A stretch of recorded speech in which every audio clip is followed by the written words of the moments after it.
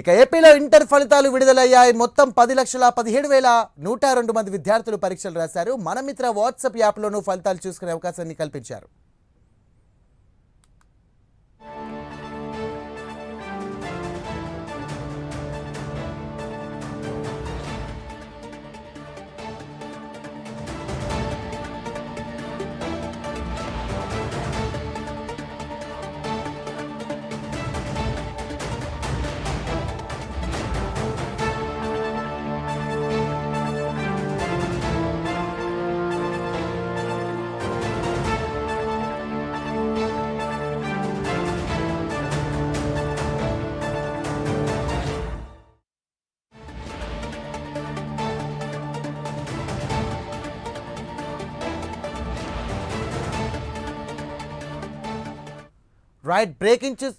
Breaking చూస్తున్నాం.